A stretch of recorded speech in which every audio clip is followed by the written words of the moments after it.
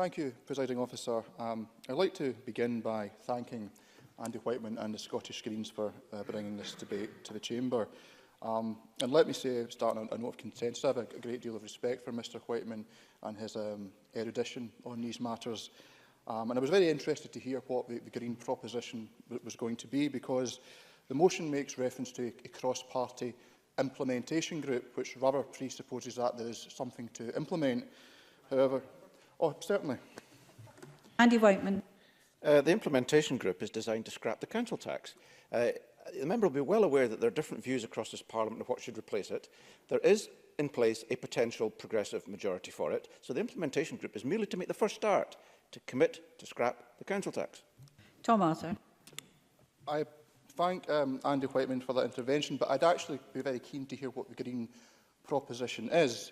In 9 minutes and 11 seconds. Well, I've had enough of props, even if they're green. Hold it up. In 9 minutes and 11 seconds of Mr Whiteman moving the motion and in an intervention, he still hasn't outlined to the Chamber what his proposition is.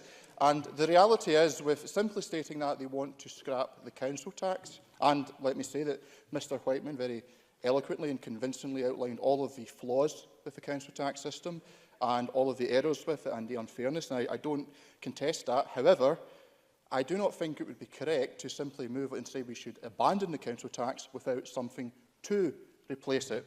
And I think that is... yes. Yeah, would it not concentrate the minds of the government if we were able to set a date in the future for the abolition of the council tax? Wouldn't that concentrate minds?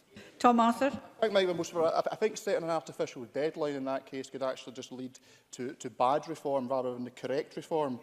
Now, the reality is that I think there is consensus across the Chamber that the council tax is not the most ideal form of local taxation.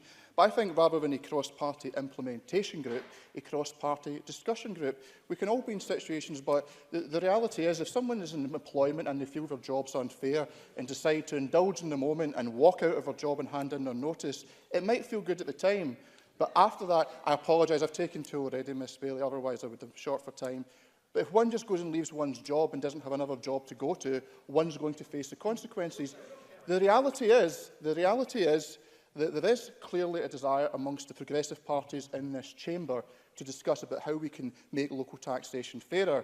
But I think setting artificial deadlines, as Mr Rumble suggests, or indeed just scrapping it without a single idea about what we would want to replace it with, would be a foolhardy measure. Well, I think what I would suggest is we begin a process of discussions. But in terms of my ideas, I think we should start with some basic principles. And the Cabinet Secretary made reference to the consultation document on income tax, and that outlined some key tests.